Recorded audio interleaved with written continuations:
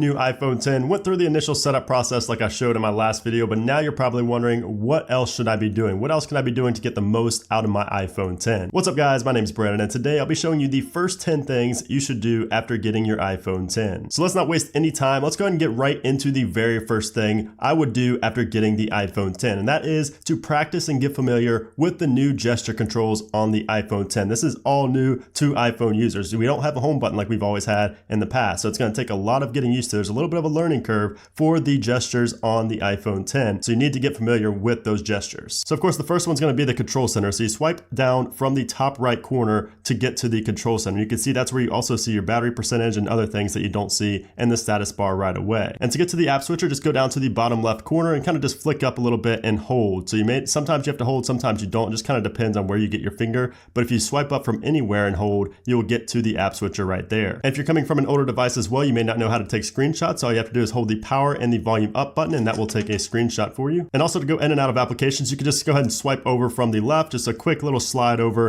and it'll take you to that next application. It's really, really nice, really convenient, and a quick way to get in and out of certain applications. Now I will have a full video showing all of the gestures and basically all the basic actions for the iPhone 10. So if you want to see that, make sure to check the cards in the description below. Because once again, there is a little bit of a learning curve with the iPhone 10, even coming from the latest iPhone before this. So the second thing you should do after getting your iPhone 10 is configure or set up Face ID. So let's go into our settings and go down to Face ID and passcode. Put in your passcode if you have one, and then you want to make sure to select what you want to use Face ID for, or if you never set it up in the initial setup process, make sure to set it up right here. Now you also want to pay attention to the require attention for Face ID. Make sure to check those off if you want. Make sure to read those and see if that's something you would like. So definitely go in here and configure some of these settings for Face ID. And then of course, if you didn't get a good scan the first time, you can go ahead and reset the Face ID right there, just so your device unlocks quicker and easier every single time. The third thing is to tweak your display settings. So let's go ahead to display and brightness. And the first option you'll be presented with, of course, is True Tone. Now this I would recommend you keep on, but you can turn it off and on and see which one you prefer. I don't like the blue tint. I like the True Tone feature, which was introduced with the new iPhone 8,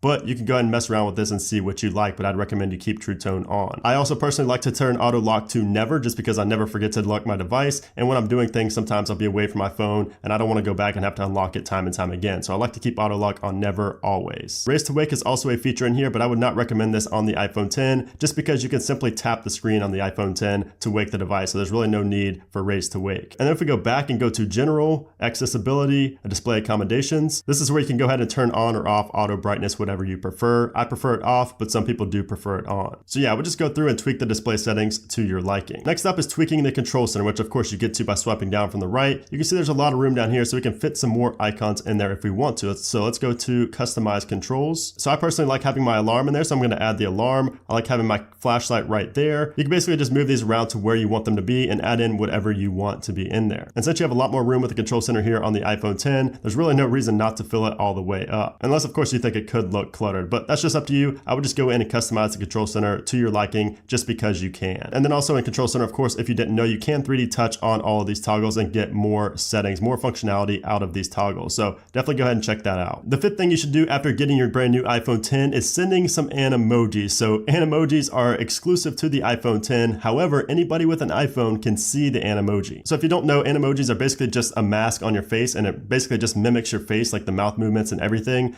and it makes you look like an emoji. It's pretty crazy. It's kind of creepy too, but it's really fun to play around with. And again, since it is exclusive to the iPhone 10, it's really cool because not all your friends have it. So let's go ahead and tap to start. And you can see right here, it's picking up my face and it's seeing me talk. So you can see it's picking up my movement on my face right now. It's talking like I'm talking. So I'm just gonna go and click on record. And you can see we have 10 seconds to record as much as we want. So you can kind of just mess around, raise your eyebrows, and it knows when you're doing that. It's pretty creepy, but pretty funny. So we have 10 seconds to record as much as we want. So you can kind of just mess around.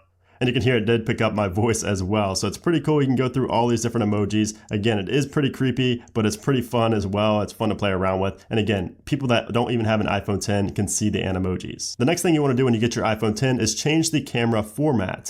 So let's go down to our camera settings, formats, and we want to change this to high efficiency. And this is going to capture photos and videos in the HEVC format instead of the JPEG and H.264. So basically what this is going to do is give you the same quality, but just reduce the space that it takes. So there's really no reason not to do this. And again, it's really important that you do this first, before you get into taking a lot of pictures and videos, because you cannot change this once you've already taken pictures and videos in the other format. So definitely change this to high efficiency. You're going to save some space on your device. You should also download some AR applications to take advantage of ARKit on the iPhone 10, which of course is even more powerful than the iPhone 8. So you can go into the App Store right here. If you go to apps and you scroll down, top categories, AR apps should be right there. And you can find a ton of AR applications to take full advantage of ARKit. Really, really cool stuff. Augmented reality is definitely the future, and it's really fun to play around with some of these apps, especially apps like IKEA Place. There's another app called AR Zombie, which is really fun. I also have an application called Lightspace and Tape Measure as well. Both of these are great as well. So I definitely recommend looking around and installing some AR applications on your iPhone 10. The next thing you should do on your iPhone 10 is try out portrait selfies and take a portrait selfie for yourself, because again, this is another exclusive feature of the iPhone 10, and it's really, really cool. So not only do we have portrait lighting, but we have portrait selfies as well. So if we flip the camera around, you can see me right here, and you can see that it has the blurred background. It's the portrait effect on selfies, the front-facing camera, which is really, really cool. And you can even change the lighting for that as well. So we have contour light, we have stage light mono, studio light. We could change that right there, and it's really cool to take selfies with this effect. So I'm just gonna do the natural light right there, take my portrait selfie, take a look at it. Really, really cool. A lot more professional looking than just your standard selfie. So if you want to impress your friends with some amazing quality selfies, definitely check out portrait selfies. Again, another exclusive feature on the iPhone 10. The next thing you should do is organize your home screen. So definitely, once you start installing a bunch of applications, you're definitely going to have an organized screen, whether that's folders, whether that's just moving things around to the spot you want them to be in for easy access. Whatever it is, you should definitely go ahead and organize your screen. And with iOS 11, you can move multiple app icons at once. So if you go and tap and hold on an icon and then tap on another one, you can see that we can move multiples at once to another page or into a folder, whatever it may be. So it makes it very, very easy here with iOS 11. And then with the iPhone 10, once you're in wiggle mode, you don't have a home button, but you can just swipe up, or you have a done button up here on the top right. So you can just go ahead and tap on that once you've organized your home screen. And if you're a brand new iOS user, the way to make a folder is just to drag an icon on top of another, and then it will create a folder for you. And the final thing you should do after getting your brand new iPhone 10 is install a screen protector and then throw on a case to protect